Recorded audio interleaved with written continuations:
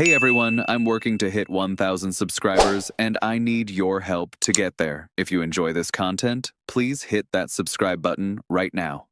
We have a major Blue Jays free agency update to go over today, as a huge new report has just dropped revealing some very scary details surrounding Kyle Tucker and the Jays' pursuit of him. We're going to break that down and discuss how a scary reality is slowly unfolding. But not only that, we do have a bunch of other updates, including one surrounding Bo Bichette, the Jays making a sneaky good signing by bringing in a former top prospect, as well as another signing. You're going to want to stay tuned to the very end of the video, folks. This one's going to be jam-packed with information. Before we get into it all, a very quick reminder. Hit that subscribe button if you're enjoying the Daily Jays content. You guys have been absolute beasts with the support. There is a lot of news to go over today, and of course we're going to be diving into each and every one of them.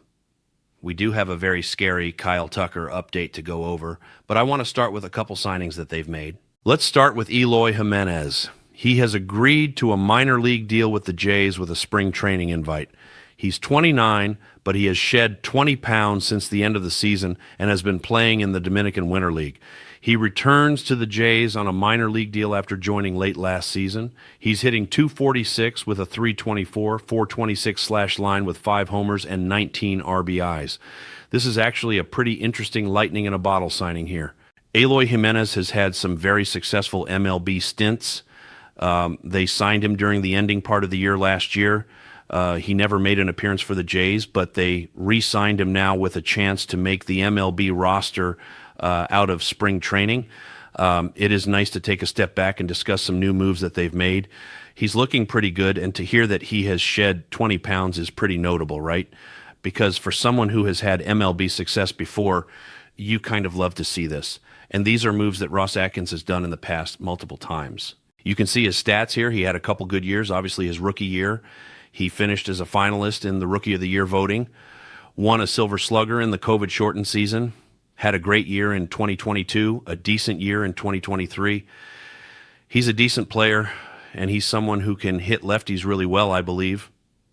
I'm fine with the lightning in a bottle signing. I can see a couple Jays fans here saying, well, that's a fun one. And from a Blue Jays writer, if true, it's a worthwhile gamble to try to catch lightning in a bottle. And that's exactly what it is. You have instances every year where signings like this are made in the off-season. No one's really talking about them because we're all focused on the Kyle Tucker stuff, the Bo Bichette stuff, all these things. But signings like this happen, no one really talks about them, and they end up being pretty impactful. Now, I'm not saying that Jimenez is even going to make the Jays team, but it's something to keep an eye on, especially with the successful seasons he's had a few years ago and the successful change in his body, shedding 20 pounds. Maybe that'll translate to better defense for him. We'll have to ultimately see, but you do love to see that either way. Let me know down below what your thoughts are on the signing. Do you think it's one that is pretty intriguing? Do you think it's one that you're not too worried about because Kyle Tucker is the sole focus right now? Regardless of what you think about him, this is a no-risk, high-reward move. Absolutely no risk. The reward is a really solid hitter if he can turn things around. Let's dive into the other signing here before we wrap up. Mike Rodriguez reported that Rafael Antigua has reached an agreement with the Jays.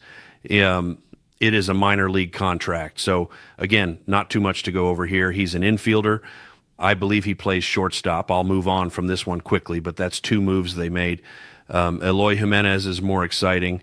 Rafael is a bit older, I believe, 27 years of age. We're going to see what happens if any of these guys make some impacts at the spring training level. Now let's transition to the big update. Late last night, around midnight Eastern time, 2 reports dropped. I want to start with the one from Jim Duquette. It came out that a league source confirmed to him that the 3 main teams involved in the Tucker negotiations are Toronto, the Dodgers, and the Mets, and they have all met with the player either in person or over Zoom as part of the recruiting process for the star player. Will be interesting to see if any of these 3 teams increase their offer soon to separate themselves from the others. This is information we kind of knew. The Jays were the first to meet in person. I assume the Dodgers met in person. You never really know. However, the New York Mets met with him recently, I believe last week, over Zoom. And Pat Ragazzo, an insider, has come out and said sources confirm the Mets have met with Kyle Tucker. The meeting was said to have gone well, and the New York Mets are cautiously optimistic about their chances in the race with the Dodgers and the Blue Jays. Jim Duquette was first to report this. When I said in the intro how a scary reality is unfolding, I'm not saying that the Jays aren't going to get Kyle Tucker. I'm not saying they aren't the favorites for Kyle Tucker.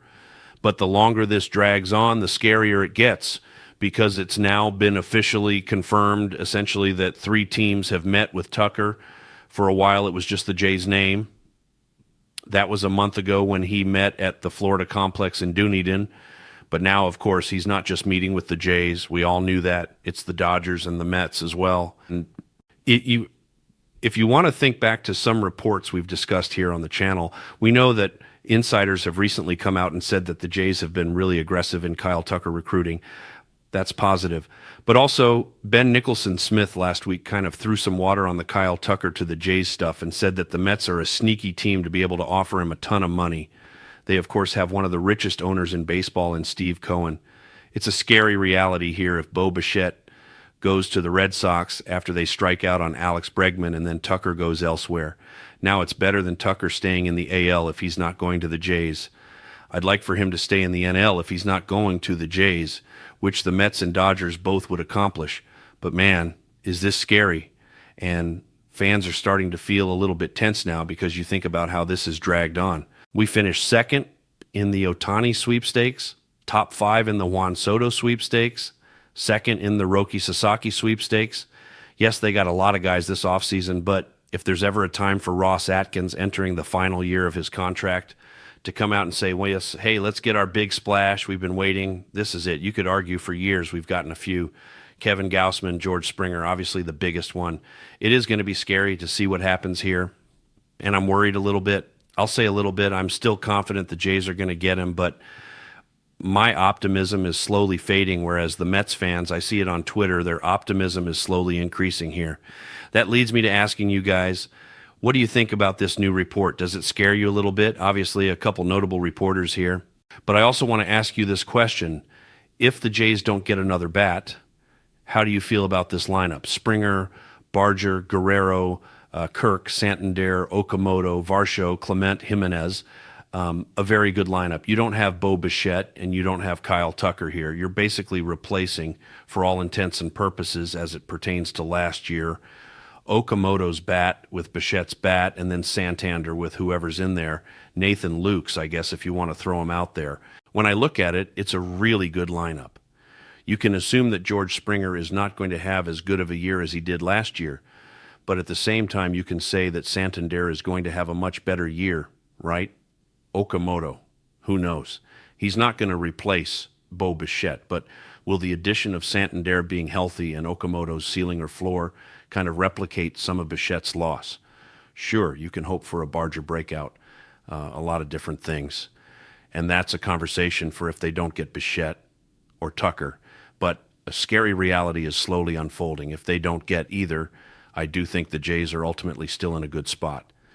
Let me know down below what your thoughts are on all of this. You guys have been absolutely supporting. Thank you guys for watching. It's going to be a crazy next few days, folks. Cheers.